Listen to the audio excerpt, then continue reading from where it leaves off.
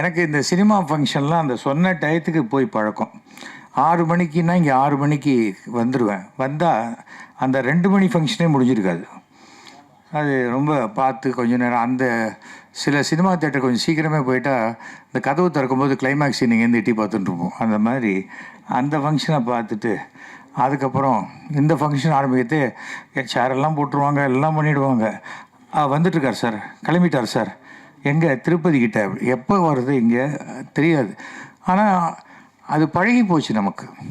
அது பத்திரிகையாளராக இருக்கட்டும், பத்திரிகையாளரை பொறுத்த வரைக்கும் நீங்கள் எல்லாருமே காலையில் வந்தீங்கன்னா ராத்திரி வரைக்கும் ஏதாவது ஒரு ஷோ இங்கே இருந்துக்கிட்டே இருக்கும். அந்த மாதிரி இருக்கக்கூடிய இதில் என்ன சார் எப்படி இருந்தாலும் ஒரு பெரிய ப்ரொஃபஷன் தானே அப்படிலாம் சொல்லுவாங்க. நான் இந்த நிகழ்ச்சிக்கு வந்ததுக்கு காரணம் கேமரா ஜேர்னலிஸ்ட் சங்கம். இந்த ஒரு சங்கம்தான் இன்னும் இந்த இண்டஸ்ட்ரியில் இல்லாமல் இருந்தது. ஏன்னா அந்த அளவுக்கு சங்கங்கள் மிக அதிகமாக இருக்குது. தமிழ் சினிமாவில் ஃபெஃப்சி இருக்குது, உங்களுக்கு தெரியும். இப்போது நாங்கள் ஒரு ஃபெடரேஷன் ஒன்று ஆரம்பிச்சிருக்கோம், தமிழ்நாடு திரைப்பட தொழிலாளர்கள் சம்மேளனம், கூட்டமைப்பு தொழிலாளர்களுக்காக. இது நாங்கள் ஆரம்பிச்சிருக்கோம். அது கூட முதல்ல எதிர்ப்பெல்லாம் வந்தது. அப்போ நாங்கள் சொன்னோம், டி நகரில் போனீங்கன்னா 30 ஜவுளி கடை இருக்குது, 40 நகை கடை இருக்குது. இங்கே மட்டும் எப்படி ஒன்றே ஒன்று அப்படின்னா அது சரியாக வராது. இருக்கட்டும், காம்படிட்டிவாக இருக்கணும். ஒருத்தர் யார் அதை பணம் கொடுக்கிறவர்கள் யாரை தேர்ந்தெடுக்க வேண்டும் என்ற உரிமை பணம் கொடுக்கக்கூடிய தயாரிப்பாளருக்கு தான் இருக்கணுமே தவிர, உன் பேக்கெட்லேருந்து பணத்தை எடுத்து கொடு, நான் சொல்கிறவனுக்கு கொடுன்னு சொல்கிறதுக்கு வேறு எந்த கிராஃப்ட்டுக்கும் கிடையாது. சினிமா இப்போ வேறு மாதிரி ஆச்சு. அந்த கேமரா, மிச்சல் கேமரா, ஏரிஃப்ளெக்ஸ் கேமரா எல்லாம் போய் இப்போது அட்வர்டைஸ்மெண்ட்டே பண்ணுறாங்க. iPhone 17 எடுத்தோன்னா நீங்கள் இங்கிலீஷ் படமே எடுக்கலாம் அப்படிங்கிறாங்க. இப்போவும் நம்ம பாதி இங்கிலீஷ் படம் தான் எடுத்துகிட்ருக்கோம். கொஞ்சம் அட்ஜஸ்ட் பண்ணி தமிழுக்கு மாற்றி எடுத்துக்கிட்டு இருக்கோம். நான் வந்ததுக்கு காரணம், நான் நார்தருங்கிற ஒரு பத்திரிகை ஆரம்பத்தில் நான் நடத்தினேன். ஒரு 1.5 வருஷம் நான் அதில் ஆசிரியராக இருந்தேன். அதற்கு பிறகு இப்போ ஒரு 3 வருஷம் முன்னாடி சோழின்னு ஒரு பத்திரிகை ஆரம்பித்தேன். அப்போது தினமலர் ஆசிரியர் என்னை கூப்பிட்டு சொன்னார், இந்த சோழி நடத்தினா என்ன வரும் அப்படின்னு எதிர்பார்க்குறேன்னார். நீங்கள் சொல்லுங்கள், என்ன உனக்கு வருஷத்துக்கு 2 கோடி ரூபா நஷ்டம் வரும் அப்படின்னார். சரி, அவருடைய அறிவுரையை கேட்டு அதை மட்டும் ஒரு டிஜிட்டல் மேகசின் மாதிரி அப்படியே ரன் பண்ணிவிட்டு விட்டுட்டேன். காரணம் என்னென்னா, சோழிங்கிறது போட்டு எதிர்காலத்தை கணிக்கக்கூடியது. அதை ஆரம்பிக்கிறவனுக்கே அந்த எதிர்காலத்தை பிரச்சனையாக இருக்குன்னு அதை நம்ம ஏன் ஆரம்பிக்கணும் அப்படின்னு தான் நான் விட்டுட்டேன். நான் திரைப்படத்துறையில் முதலாக நுழைந்தது 1969 வருஷம். நிறைய பேர் பிறந்திருக்க மாட்டீங்க. இன்ஃபேக்ட் அது அப்போ நான் சவுண்ட் இன்ஜினியராக நம் நாடு ஒலிச்சித்திரத்தை ரேடியோ சிலோனுக்கு ஒலிபரப்பு பண்ணேன். அதுக்கு அடுத்த படம் வசந்த மாளிகை. அதுக்கப்புறம் 275 ஒலிச்சித்திரங்கள் நான் ரேடியோ சிலோனுக்கு பண்ணியிருக்கேன். அது தமிழ், தெலுங்கு, கன்னடம், மலையாளம். அப்புறம் முதலாக வர்த்தக ஒலிபரப்பில் ஆல் இண்டியா ரேடியோவில் முதல் விளம்பரம், ரேடியோ விளம்பரம் நான் தான் பண்ணேன். கண்டினியூஸாக 4 வருஷம் all India best radio programme producer award வாங்கியிருக்கேன். இது ஒரு பக்கம். ஆனால் 1970 முதலாக ஒரு ஸ்டில் ஃபோட்டோகிராஃபராக நான் என்னுடைய கரியரை ஸ்டார்ட் பண்ணேன். அது மோகம்ங்கிற மலையாள படம். அது யூசர் டிக்கெட் படம். அந்த மலையாள படம்னு நீங்கள் வேறு மாதிரி பெரிய ஜாலியாக ஃபோட்டோ எடுத்துருப்போம் அப்படிலாம் நினைக்க வேண்டியதில்லை. அது அப்படி மோகம், முகங்கள், அப்புறம் என் நண்பன் கமலஹாசன் அவர்கள் நடித்த வயநாடன் தம்பான். அது கூட நம்ம சித்ரா லக்ஷ்மண் தமிழில் இது டப் பண்ணி அதுக்குன்னு ஸ்பெஷலாக ஒரு பேர் வச்சார், கமலஹாசனின் கன்னி வேட்டை அப்படின்னு வச்சார். அது ஏன்னா அப்போல்லாம் நிறைய படம் வரும் அந்த ராஜகுமாரி தேட்டரில். அந்த படம்லாம் பார்த்திங்கன்னா இது படம் அல்ல பாடம்னு போட்டிருக்கும். நான் கேட்பேன், தயாரிப்பாளருக்கா இல்லை பார்க்குறவங்களுக்கா அப்படிம்பேன். அது கூட அன்றைக்கி ஒரு விஷயத்தை கேள்விப்பட்டேன். அதாவது எடுத்ததை பார்க்குறவங்க அழுதாக்க அது டிவி சீரியலாம், எடுத்தவனே பார்த்துட்டு அழுதா அதுதான் சினிமாவும். ஏன்னா இன்றைக்கி தயாரிப்பாளர் நிலைமை இன்றைக்கி அப்படி தான் இருக்குது பல விஷயத்தில். ஆனால் அதையெல்லாம் தாண்டி இன்றைக்கும் வருஷத்துக்கு சுமார் 300 படங்கள் வருது. இன்றைக்கி புதுசாக தயாரிப்பாளர் சங்கத்தில் புதிய ஒரு அடுத்த நியூ குரூப் வந்திருக்காங்க. அவர்கள் கண்டிப்பாக தமிழ்குமரன் என்னுடைய நல்ல நண்பர் தான். அவர் தலைமையில் வந்திருக்கிறதுனால ஆந்திராவில் இருக்கிற மாதிரி ஒரு பெரிய படம் ஒன்றுக்கு ரிலீஸ் ஆச்சுன்னா அன்றைக்கி 2 சின்ன படம் கண்டிப்பாக ரிலீஸ் ஆகணும் அப்படிங்கிற மாதிரி ஒரு வரணும். ஒரு அங்கே ஃபுல்லாச்சா சரி இந்த படம் பார்க்கலாம் அப்படின்னு அதுக்கு வாய்ப்பே கொடுக்காத இருக்கும்போது பல படங்கள் 100 தியேட்டர் கஷ்டப்பட்டு பணம் கட்டி போட்டால் கூட ஃபஸ்ட் ஷோலேயே ஆள் இல்லைன்னு தூக்கிடுறாங்க. நான் காலேஜ் படிக்கும்போது சென்ட்ரல் பாலிடெக்னிக் படிக்கும்போது ஈராஸ் தியேட்டரில் படம் பார்க்க போவோம். நாங்கள் 5 பேர் மட்டும் போவோம். அப்படி பார்த்துட்டு நேரம் அப்படி கொஞ்சம் சிரிச்சுக்கிட்டே போய் மெயின் ஆஃப் பண்ணுறோம். ஆஃப் பண்ணிட்டு கரண்ட் இல்லை தம்பி நாளைக்கு வாங்கன்னு அனுப்பிச்சிடுவோம். திருவான்மையூர் தியாகராஜா நாங்கள் படம் பார்த்தா அது கல் கட்டடமாகவே மாறிச்சு. 25 பைசா தான் அப்போ டிக்கெட். அப்போ அந்த திருவான்மையூர் தியாகராஜாவில் நாங்கள் படம் பார்த்ததுக்கு என்ன பெரிய காரணம்னா அங்கேயும் ஷோ 5 மணிக்கு விடும், எங்கள் காலேஜும் 5 மணிக்கு விடும். அதனால் வீட்டுக்கு லேட்டாக போக வேண்டிய அவசியமே கிடையாது. எதுக்காக இதெல்லாம் நான் சொல்கிறேன்னா ஒரு அந்த சினிமா ஆர்வம் அது நிறைய செகண்ட் இயரில் காலேஜ் படிக்கும்போது international film festival young German film ஃபெஸ்டிவல்னு 80 படம் பார்த்தேன். இந்த தேட்டர் அந்த தேட்டர்னு சைக்கிளில் அங்கேயும் இங்கேயும் போய் பார்த்து உனக்கு என்ன கிடச்சிதுன்னாங்க. 2 மாதம் டைஃபாய்டு தான் கிடச்சிது எனக்கு. என்ன பண்ண முடியும்? ஆனால் அந்த சினிமாவுடைய ஆர்வம், நான் டெக்னீஷியனாக வரணும்னு தான் ஆசைப்பட்டேன். ஆனால் டைரக்டர் பாலச்சந்தர் நம்மளை ஒரு நடிகனாக அறிமுகப்படுத்திட்டார். அது வந்தேன் ஆச்சு. 90 படம் பண்ணியாச்சு. அதில் என்னன்னா எனக்கு பெருமையான ஒரு விஷயமா நான் நினைக்கிறது, யாருடைய 1 பைசா அட்வான்ஸ் கூட என்கிட்ட கிடையாது.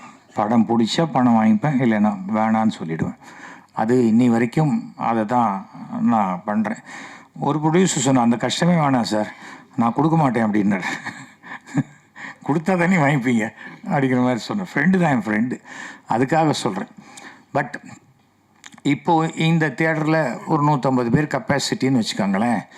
இதுவே நாளைக்கு 10 லட்சம் பேருக்கு போய் சேருதுன்னா அதற்கு காரணம் இத்தனை கேமராஸ், இத்தனை கேமராமேன் யூனிட், இதுதான் போய் சேருது. பிஆர்ஓ அப்படிங்கிறது தான் சினிமாவில் ரொம்ப முக்கியமான ஒரு விஷயம். அப்போல்லாம் ஆல்பம் போடுவாங்க. இப்போ ஆல்பமே கிடையாது, எல்லாமே செல்ஃபோனில் வந்துருச்சு. படமே செல்ஃபோனில் தானே இருக்குது. அந்த மாதிரி இருக்கும்போது அந்த ஆல்பம் அதை ரெடி பண்ணி அதை ப்ரெஸ்ஸுக்கு கொடுத்து, இன்றைக்கும் அந்த பிஆர்ஓ தானே ப்ரெஸ்ஸுக்கு கொடுக்குறாங்க. அதே போல் கேமராமேன் பத்திரிகையாளர் சங்கம்னா ஒரு ஆர்டிஸ்ட் இவங்க சொன்னாங்க, என்னை அழகாக காட்டுங்க அப்படின்னாங்க. நீங்கள் சொன்னீங்கல்ல, இல்லை அழகாக காட்டும், அழகாக தான் இருக்கீங்க, ஒன்றும் நான் வேறு ஏதாவது சொல்ல போகிறேன். இல்லை அழகாக இருக்கீங்க, அதில் ஒன்றும் பிரச்சனை இல்லை. அழகாக இருக்கிறவங்களையும் மோசமாக கொடுக்க காட்ட முடியும். ஆனால் ரொம்ப மோசமாக இருக்கிறவங்கள அழகாக காட்டுறது ரொம்ப கஷ்டம். அதுக்கு ரொம்ப செலவாக முடியுமாங்க. பட் இந்த மாதிரி ஒரு சங்கம் ஆரம்பிப்பதுடைய நோக்கம் என்னங்கிறது முதல்ல தெரிஞ்சுக்கணும். நீங்கள் சங்கம் ஆரம்பிப்பது என்னன்னா, தனிப்பட்ட நபர் அரசாங்கத்துக்கிட்ட போய் எனக்கு ஒரு விஷயத்தை செய்து கொடு அப்படின்னு கேட்கறதுக்கு பதிலாக ஒரு அமைப்பின் வழியாக போய் கேட்டால் அது உங்களுக்கு கொஞ்சம் சுலபமாக நடக்கக்கூடிய வாய்ப்பு. இன்றைக்கி திரைப்படத்துறையினருக்கு எது வேண்டுமோ அதை செய்து கொடுப்பதற்காகத்தான் நம்முடைய துணை முதல்வர் உதயநிதி ஸ்டாலின் அவர்கிட்ட அணுகிறதும் ரொம்ப சுலபம். எந்த ஒரு பிரச்சனையும் எடுத்துகிட்டு போனீங்கன்னா, சார் இது மாதிரி பிரச்சனை இருக்குது, ஓகே பண்ணி கொடுத்துடலாம், அவ்வளவு கேஷுவலாக செய்து கொடுக்கக்கூடிய அளவுக்கு அவர் இருக்கிறார். இந்த அரசும் இருக்கிறது. யார் எந்த துறையில் யார் சினிமாவில் எந்த யூனியன் ஆரம்பித்தாலும் அரசனுடைய ஆதரவு தேவை. அதை மாத்திரம் மறந்துடக்கூடாது. யார் எந்த கட்சியில் வேணா இருக்கலாம், அது வேறு, அது ஓட்டு போடுறதெல்லாம் வேறு விஷயம். அரசினுடைய ஆதரவு நமக்கு தேவை. அது மற்றும் ரொம்ப நல்லா ஞாபகம் வச்சுக்கணும். ஏனென்றால் நாம் நம்மளுடைய பர்சனல் விருப்பு வெறுப்புகளெல்லாம் இந்த மாதிரியான மேடையில் காட்டும்போது அது நம்மளுடைய சங்கத்தை பாதிக்கும். சங்கத்துக்குள்ள பிரச்சனையா, அது கமிட்டியில் பேசணும். அந்த மாதிரி இருங்க. அதே போல் வரவங்க எல்லாரையும் மெம்பராக சேர்த்துக்கணும். எங்கிட்ட 500 மெம்பர் இருக்கான், 800 மெம்பர் இருக்கான், அவசியமே இல்லை. நீங்கள் 100 மெம்பர் இருந்தால் கூட அந்த 100 பேருக்கு உண்டான ஸ்ட்ரென்த் அதுதான் முக்கியம். கூட்டமாக இருக்கிறதுங்கிறது அது மட்டுமே பெருமையாகாது. எங்கிட்ட இருக்க 100 பேர் எவ்வளோ என்ன பிரமாதமான கேமராமேன் தெரியுமா, எவ்வளோ பிரமாதமான ப்ரெஸ் தெரியுமா அப்படின்னு சொல்கிறது தான் நமக்கு ஒரு பெரிய ஒரு விஷயம். நான் என் பேரனோடு சேர்ந்து ஒரு சின்ன ரீல் ஒன்று பண்ணேன். அதுக்கு கூட ஒரு அரசியல் ரீதியான நான் யாரையோ சொல்லிட்டேன் அப்படின்னு நான் சொல்லுவேன். நானும் என்னுடைய இது ரொம்ப வருஷம் முன்னாடி நடந்தது. ஹீரோ நான் இன்னும் என்னோட கூட இருக்க நடிக்கிற ஹீரோவும் ஒரு படத்துக்கு போயிட்டு வெளில வரும். அந்த தேட்டர் வாசலில் ஒரு பிச்சைக்காரன், அந்த பிச்சைக்காரனுக்கு என்னோட கூட நடிக்கிற ஹீரோ ஒரு 500 ரூபா பணம் போட்டான். நான் கேட்டேன், உனக்கு ஏதாவது இது இருக்கா, எவ்வளோ கஷ்டப்பட்டு சம்பாதிக்கணும், ஒரு பிச்சைக்காரனுக்கு போய் 500 ரூபா போடுற, அப்படிலாம் சொல்லாத மச்சான். என்ன இருந்தாலும் அவர் என்ன முதல் படம் எடுத்த ப்ரொடியூசர், இவரை வச்சு எடுத்தார். அதனால் அப்படி இதை தெரியாதனமாக ஒரு வருஷம் முன்னாடி போட்டேன். அது புதுசாக கட்சி ஆரம்பித்தவங்களுக்கு கோவம் வந்துருச்சு. நான் யாரையோ சொல்கிறேன், நான் எதுக்கு யாரையும் சொல்ல போகிறது, நான் அதெல்லாம் சொல்லவே மாட்டேன். என்னுடைய முன்னாடி தயாரிப்பாளர் சங்க தலைவராக இருந்த என்னுடைய அருமை நண்பர் ராமநாராயணன் மகன், அவர் கூட தான் ராமநாராயணன் எல்லாம் 1 லட்சம் 2 லட்சத்துக்கெல்லாம் படம் எடுத்து அவர் மொத்தம் 126 படமுமே 140 லட்சம் ரூபாய்க்கு தான் எடுத்திருப்பார். 1 கோடியை அவ்வளோதான் எடுத்திருப்பார். ஆனால் முரளி ஒரே படத்தில் மெர்சலில் 140 ரூபாய் விட்டார். அதுக்காக காரணம் நான் யாரையும் சொல்ல மாட்டேன், அது சம்மந்தப்பட்டவங்களுக்கு தெரியும், அது நமக்கு ஒன்றும் பிரச்சனை இல்லை. பரிதாபப்பட முடியுது. ஏனென்றால் சினிமாவில் இது அப்புக்குட்டி யாராக இருக்கட்டும், ஒவ்வொருத்தரும் யோசித்து பார்த்தா அவங்க ஒரு ஸ்டேஜுக்கு வரத்துக்கு எவ்வளவு கஷ்டப்பட்டிருப்பாங்க. ஒரு 19-20 வருஷத்துக்கு முன்னாடியோ 24 வருஷத்துக்கு முன்னாடியோ 100 பேரில் ஒருத்தனாக ஒரு கேட்டுக்கிட்ட இருக்கிற ஒரு கூட்டத்தில் நடித்து சூரி இன்றைக்கி ஒரு 6 பேக் ஹீரோவாக நடத்திய அந்த பொசிஷன் வர்றதுக்கு 24 வருஷம் ராப்பகலாக கஷ்டப்பட்டு தான் வந்திருக்காங்க. கஷ்டம் இல்லாமல் உழைக்காமல் எதுவுமே வராது. நான் ரூமுக்குள்ளேயே இருப்பேன், எல்லோரும் எனக்கு ஓட்டு போடணுன்னா போடவே மாட்டாங்க. அதே போல் தான் நான் வீட்லேயே இருப்பேன், என்னை ஷூட்டிங் எடுத்துக்கன்னு எப்படி எடுப்பாங்க? யாரும் எடுக்க மாட்டாங்க. ஷூட்டிங்னா நம்ம கேமரா இருக்கிற இடத்துக்கு தான் நாம் போகணும். அதுதான் நமக்கு. அதை நீங்கள் வெளியில் எடுத்துகிட்டு போகிறீங்க. இப்போது கிட்டத்தட்ட நிறைய பேசுவாங்க. உங்களுக்கு எதை எப்படி போடணும், அதுக்கு என்ன தலைப்பு கொடுக்கணுங்கிறது தான் உங்களுக்கு பெரிய இது. அந்த தலைப்பை பார்த்துட்டு நானாக இப்படி பேசியிருக்கேன்னு பார்ப்பேன், அந்த தலைப்பே வராது அதில். அதை பற்றி அது அவர் சொன்ன மாதிரி தான், காதலுக்கு பூ அப்படிங்கிற மாதிரி. அது ஒரு தம்ப்லைன் வைக்கிறதுக்குன்னு தனியாக அது ஒரு சங்கம் இன்னும் ஆரம்பிக்கல யாரும். அது ஒரு பெரிய விஷயங்க. தம்ப்லைன்கிறது அவ்வளோ அந்த கேட்சியான ஒரு விஷயம். அண்ணாமலைக்கு ஆப்படித்து எஸ்வி சேகர்னு போடுறாங்க. ஏன்னா அது இது ஆனாவுக்கு ஆனா. இது நான் எதுக்கு போய் ஆப்படிக்கணும் சொல்லுங்கள்? அவங்களே அடிச்சுப்பாங்க அரசியலில். நான் புதுசாக யாருக்கும் போய் அடிக்க வேண்டிய அவசியமே கிடையாது. அதுக்கு சொல்கிறேன். அந்த மாதிரி. ஆனால் அந்த கேப்ஷனை பார்க்கும்போது நமக்கு பயமாக இருக்கும், என்னடா இது இப்படி போட்டாங்களே அப்படின்னு. ஆனால் உள்ள மேட்ரு இருக்காது, ஏதோ ஒன்று. அந்த தம்ப்லைன் வைக்கிறாங்க பாருங்கள், அவர்களுக்கு என்னுடைய பாராட்டுதல்களை நான் தெரிவித்துக்கொள்ள கடமைப்பட்டிருக்கின்றேன். ஒரே ஒரு விஷயந்தான், டயர்டாச்சுன்னா அன்றைக்கி அந்த ஒர்க்குக்கு போகாதீங்க, அவ்வளோதான் நான் உங்ககிட்ட சொல்லுவேன். ஃபுல் என்த்துவோடு போங்க, அப்போ தான் உங்களால் 100% அவுட்புட் கொடுக்க முடியும். என்ன இங்கே தானே பேசுகிறாங்க, அங்கே கேமரா ஃபிக்ஸ் பண்ணிட்டு நம்ம பாட்டுக்கு அந்த பக்கம் உட்காந்து காஃபி சாப்பிட்லான்னா இல்லை.